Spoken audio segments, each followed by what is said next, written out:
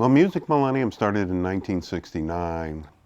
The original owner was Don McLeod and Lorene McLeod. Don worked for Tektronix, and they had a program that if you came up with a sound business idea, they would let you take your money out of retirement and invest it in something.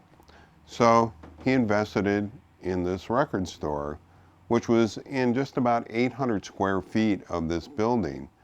And his brother-in-law, Dan Lissy, and his wife, Patty, and Don's wife, Lorraine, they kind of ran the store for the first year and a half, and it did really, really well. Don decided to leave Tektronix and come over here full time. At that time, there wasn't any really what was known as underground record stores at that time.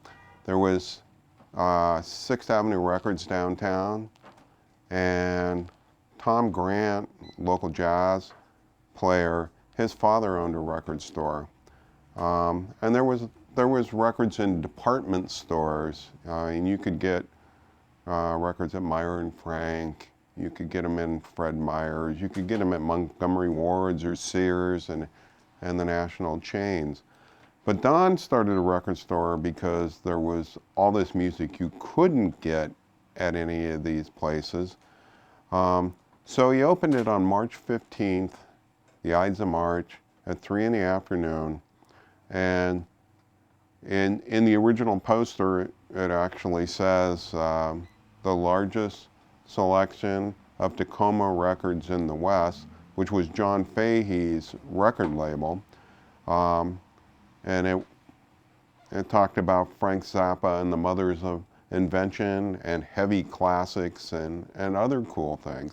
Don immediately went to Europe, and because he thought American vinyl was inferior to vinyl around the rest of the world, and he set up accounts over in Europe. So the store, when it moved out of those 800 square feet, which it did in 1971, it moved up into the top part of the store. It gave them about 5 times the space. And one side of the store was domestics, and one side of the store was imported records. And you'd find a Who section over here, and a Who section over there, and a Led Zeppelin section over here, and a Led Zeppelin section over there. But in his process of going to Europe, he found all this music that wasn't available in the United States. A lot of German krautrock things, British folk isles things, all these progressive bands, and all this music that wasn't making it to the United States, and he started importing it in. And it gave Music Millennium this great reputation at the time. Well, shortly after that, one of the customers said, well, I can do that too. And he opened a record store, and we started to see the 70s in Portland become one of the best record store markets in the United States, because each of these stores were actually very competitive with each other, and we're trying to outdo each other. And so there was just great record stores happening in the city. There was Long Hair Music, Renaissance, which really just specialized in imports. Everybody's Records was black and white for just a little bit. Crystal Ship came into effect. In fact, at one point in time, Crystal Ship had the biggest record store in the whole United States, and was based here in Gresham. At that particular time, though, he was on bad credit terms with all his suppliers, so he never really got to fill up the largest record store in the United States. Well, because of Don going to Europe and stuff, there was a lot of great imports in this city, and because all these other record stores came into existence, there was just a lot of great records bought in this city, and it comes to a point where people sell their records. And so there was a great used section in the city too. And even today, you know, we're finding those record collections from those people that bought records back in the 70s infiltrating into the city. But because the 70s were so good at record stores, it left a lot of opportunity for a lot of young entrepreneurs that were vinyl junkies too, to open record stores with a used record collection that they bought at garage sales, at used sales, and different things like that over the years.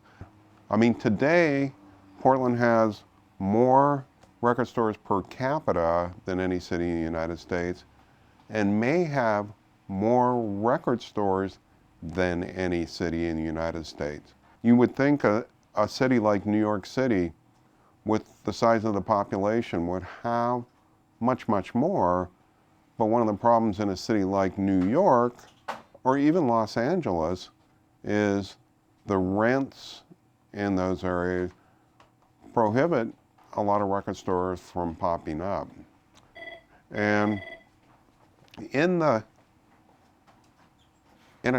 town like LA especially, which was very rooted in some national chains like Tower Records and Warehouse Records and Music Plus and places like that, when those chains went away in the late 90s and early 2000, it left them very devoid of record stores, where Portland was never really taken over by the chains.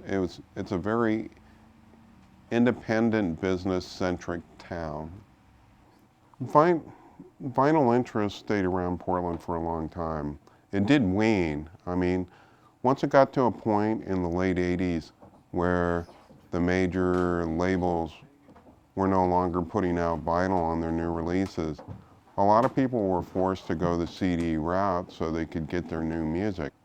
But there was always a bit of interest in vinyl. The worth of vinyl at that time went down because there just wasn't as many people interested in it as there used to be. You know, another reason that I've always attributed, and this is just my theory on the whole thing, that Portland has always been a good vinyl market, is that in the northern states where the weather is wet, there's a lot of indoor listening activity.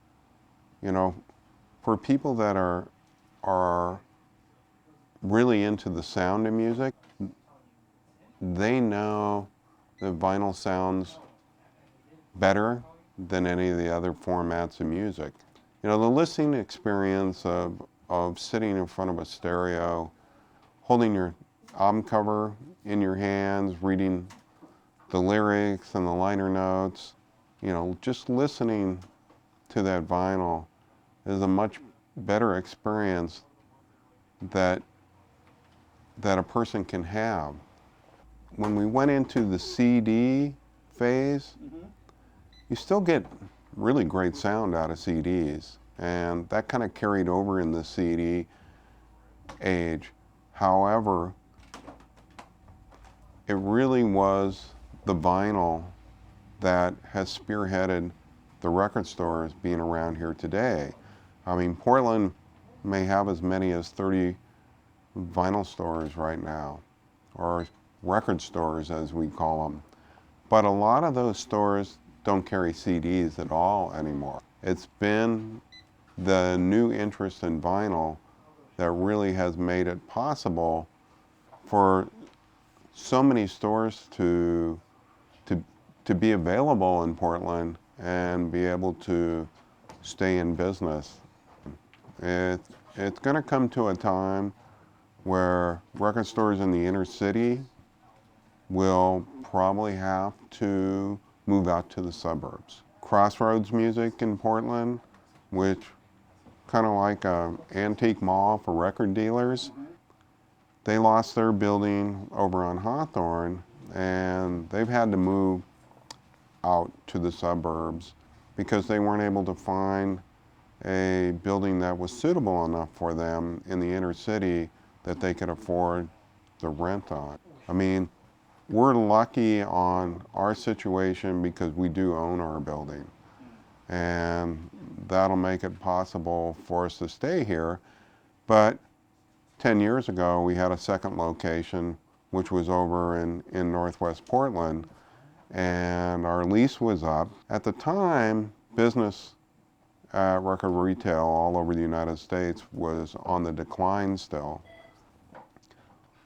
We were in the process of having to sign a new lease and for multiple years, and our business had been going down for a number of years, and the rent would continue to go up over there in the upcoming years, and we couldn't make sense of it all to renew our lease. So we had to shut the store down. So, I mean, that's gonna happen to not only record stores in this town, but any independent business that's in the inner city is going to be affected by that. You know, at one time, downtown had a good population of record stores. You know, they're all gone in the downtown core.